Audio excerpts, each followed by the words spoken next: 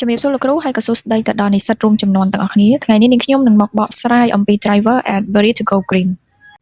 ក្នុងសម័យបច្ចុប្បន្នបញ្ហាបរិស្ថានបានក្លាយជាបញ្ហាសកលដែលធ្វើឲ្យអង្គការអាជីវកម្មនិងរដ្ឋាភិបាលត្រូវបដិញ្ញាចិត្តអនុវត្តតាម green concept ដើម្បីកាត់បន្ថយផលប៉ះពាល់លើធម្មជាតិទោះបីជាការទៅរក green មានអត្ថប្រយោជន៍ច្រើនក៏នៅតែមានឧបសគ្គជាច្រើនផងដែរដូចនេះកត្តាដែលជំរុញនឹងឧបសគ្គក្នុងការទៅរក green ត្រូវបានពិភាក្សាដូចខាងក្រោម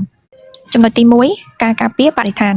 ការកើនឡើងនៃបញ្ហាការបំពុលខ្យល់ទឹកនិងដីបានបណ្ដាលឲ្យសង្គមយល់ដឹងថាប្រសិនបើមិនមានការអភិរក្សបរិស្ថាននោះនឹងប៉ះពាល់ដល់ជីវិតមនុស្សសត្វនិងរុក្ខជាតិយ៉ាងធ្ងន់ធ្ងរដូចនេះការទៅរក green ជាជំហានសំខាន់ដើម្បីកាត់បន្ថយការបំពុលនិងរក្សាទុកធនធានធម្មជាតិចំណុចទី2ច្បាប់និងគោលនយោបាយរដ្ឋាភិបាលបានដាក់ចេញច្បាប់និងបទបញ្ជាផ្សេងៗដូចជាការគ្រប់គ្រងកាកសំណល់ការកាត់បន្ថយការបញ្ចេញឧស្ម័នពុលនិងការប្រើប្រាស់ថាមពលស្អាតច្បាប់ទាំងនេះជំរុញឲ្យអាជីវកម្មត្រូវអនុវត្តដើម្បីជៀសវាងការផាកពិន័យនិងរក្សាកេរ្តិ៍ឈ្មោះល្អចំណុចទី3សន្សំថវិការយៈពេលវែងការប្រើប្រាស់ថាមពលព្រះអាទិត្យការកែច្នៃកាកសំណល់និងការប្រើប្រាស់ធនធានឲ្យមានប្រសិទ្ធភាព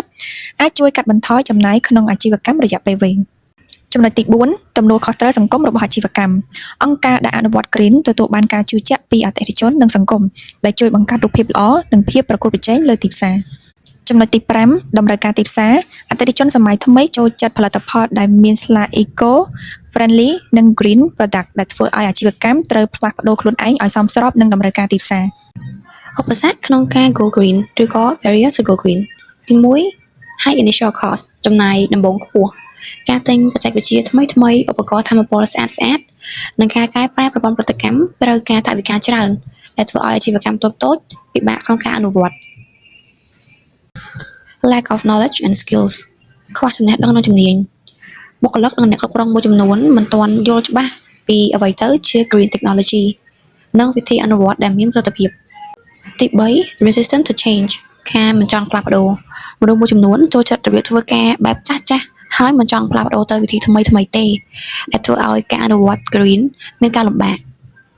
4 Limit Infrastructure ហេដ្ឋារចនាសម្ព័ន្ធមានដែនកំណត់ប្រទេសដែលកំពុងអភិវឌ្ឍមួយចំនួនមិនទាន់មានប្រព័ន្ធគ្រប់គ្រងទៅដល់ការកែច្នៃកាកសំណល់និងថាមពលស្អាតគ្រប់គ្រាន់ទេ Focus on short term profit ផ្ដោតទៅលើប្រាក់ចំណេញរយៈពេលខ្លីអាជីវកម្មមួយចំនួនផ្ដោតទៅលើតែការរកស៊ីប្រាក់ចំណេញនៅក្នុងរយៈពេលខ្លីដោយមិនគិតពីអត្ថប្រយោជន៍នៅក្នុងរយៈពេលវែងនៃ green practices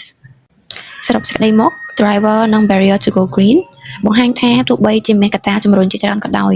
ក៏នៅតែមានឧបសគ្គជាច្រើនដែលត្រូវដោះស្រាយដើម្បីទៅឲ្យការ go green ទទួលបានជោគជ័យត្រូវការចូលរួមពីរដ្ឋាភិបាលអាជីវកម្មនិងសង្គមទាំងមូល